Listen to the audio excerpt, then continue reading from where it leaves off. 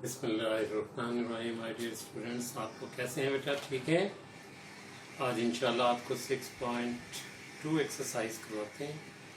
हमने इसमें पहले देखा कि रेशियो प्रोपोर्शन क्या चीज़ होती है, फिर आपको मैंने बताया कि डायरेक्ट वेरिएशन और इनवर्स वेरिएशन क्या चीज़ होती है। ठीक है। आज हम देखते हैं एक्सरसाइज 6.2 में वही कंसेप्ट को यूज़ करेंगे सारे।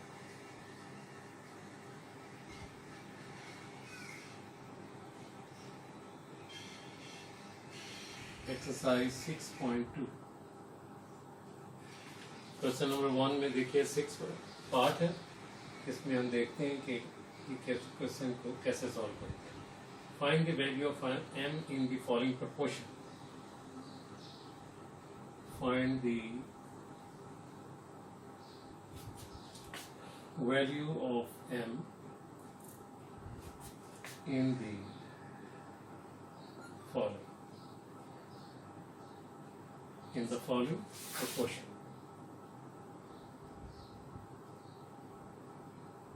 Proportion क्या होती है बेटा? The ratio of two equality. The equality of two ratio is called proportion. अच्छा लिखा हुआ बेटा 13:3 is equal to m/6। ठीक है।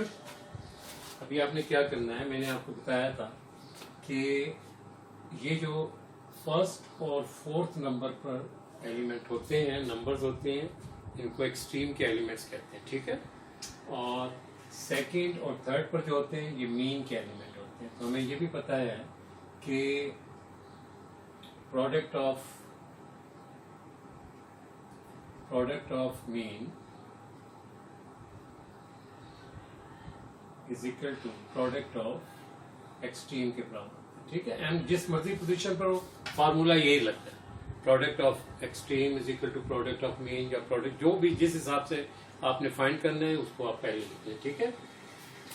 अब ये देखें 3 और m को मल्टीप्लाई कर देंगे तो ये आ जाएगा आपके पास 3m, और 13 और 6 को मल्टीप्लाई कर देंगे, ये एक्सट्रीम के एलिमेंट है, 13 × 6, right.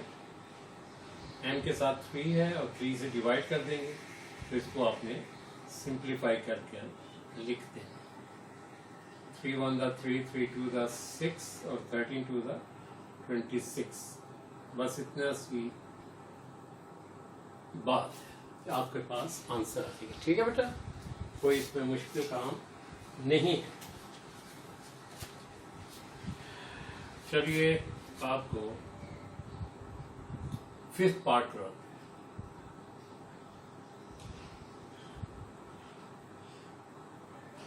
Fifth part is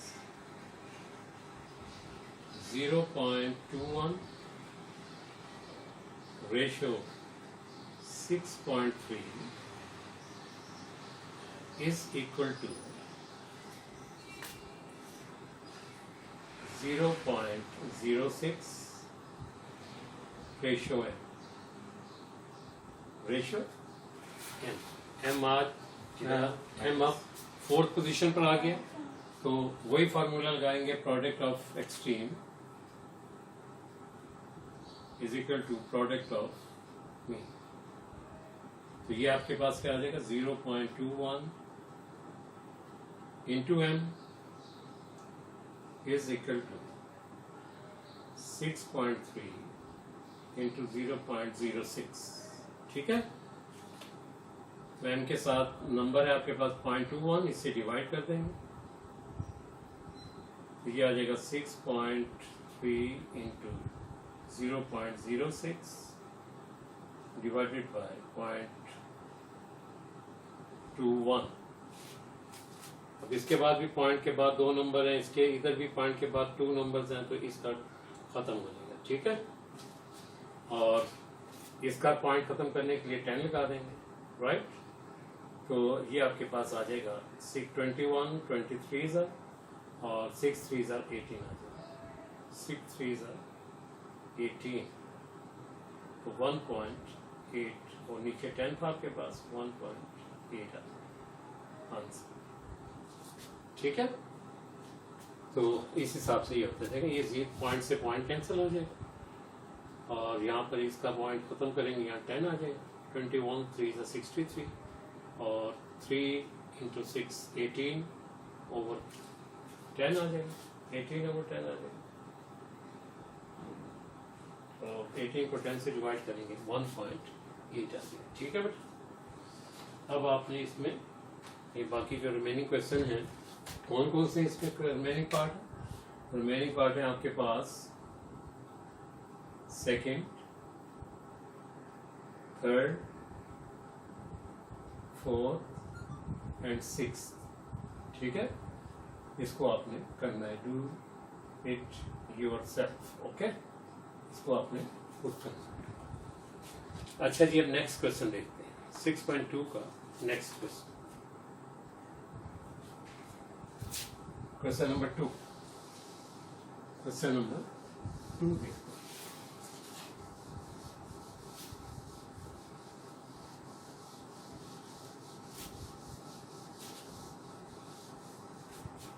question number 2 है, what is the fourth proportional of 2, 5 and 6?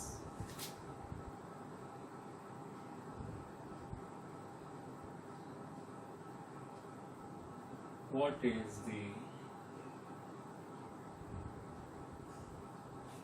fourth proportional of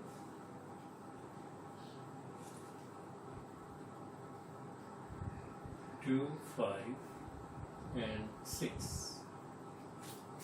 तो आपके पास प्रोपोर्शन में 4 टर्म्स होती हैं। ठीक है, इसमें आपके पास first term, second term, third term and fourth term, वो फोर्थ प्रोपोर्शन कहलाती है, तो वो डी इज एब्सेंट। ठीक है, तो इधर सपोज कर लेते हैं, let x be the fourth proportion,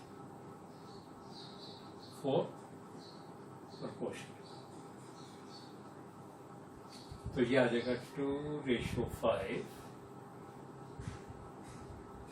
proportion का 6:x। तो वही फॉर्मूला लगाएं, product of extreme is equal to product of mean. तो ये आपके पास क्या आ जाएगा, 2x is equal to 5 into 6, x किसके बराबर आ जाएगा, 5 into 6 over 2, x equal to 15, x equal to 15। देखिए यहाँ पर है x, 15 वो 15 टू 30, 5 6 30। आप इस तरीके से चेक कर लेते हैं। ठीक है, नेक्स्ट क्वेश्चन देखते हैं।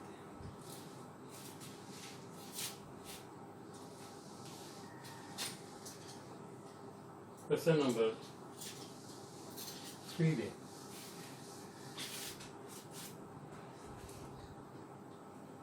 Find mean proportional of 4 and 16. Question number 3. Find mean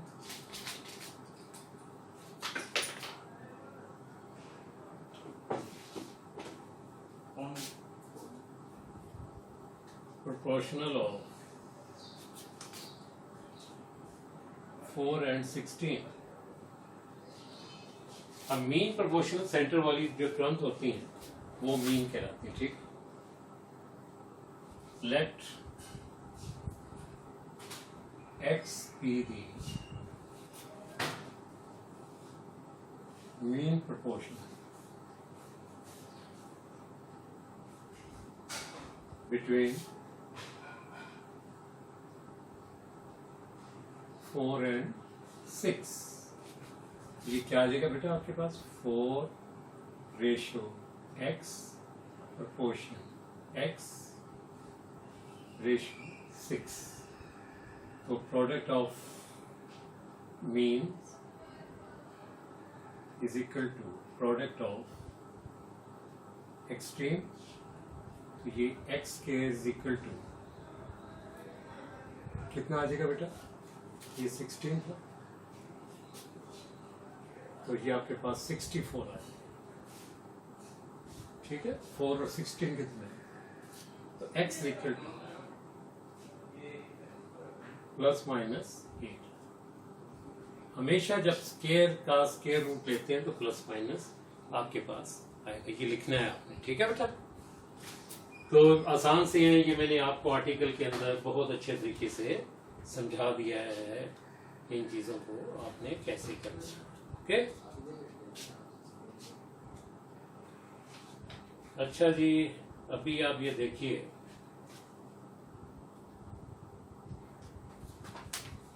what's problem है, ये 3 क्वेश्चन हो गए। चलिए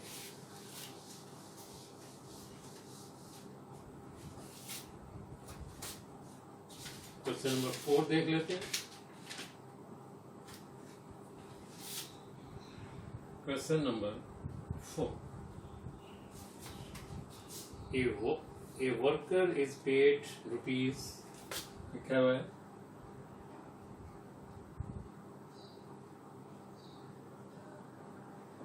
a worker is paid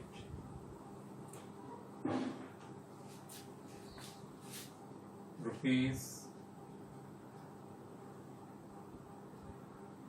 2,130 rupees for 6 days।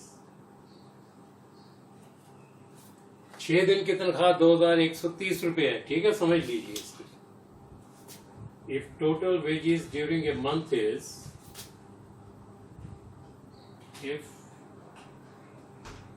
his total wage during a month is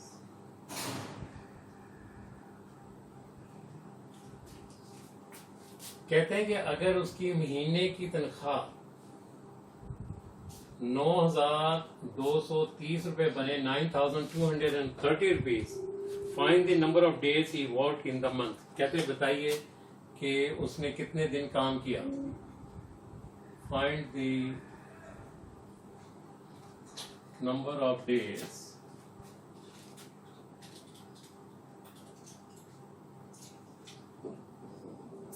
he worked in the month। कोई इसमें मुश्किल बात नहीं है, आपने आसानी के साथ इस चीजों को टैकल करना है, देखना है, चीजें आपको आती हैं सारी की सारी, कोई इसमें प्रॉब्लम वाली बात नहीं है। देखिए अब ये है आपके पास नंबर ऑफ डेज आपने फाइंड करना है, ठीक है। लेट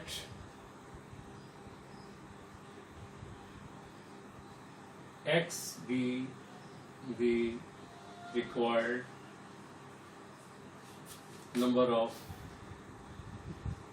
days, ठीक है, कीवर्ड, ठीक। अच्छा पहले कितने आप बताइए, 6 दिनों की जो, आप देखिए इधर आपने लिखना है डेज, इधर लिखनी है अमाउंट,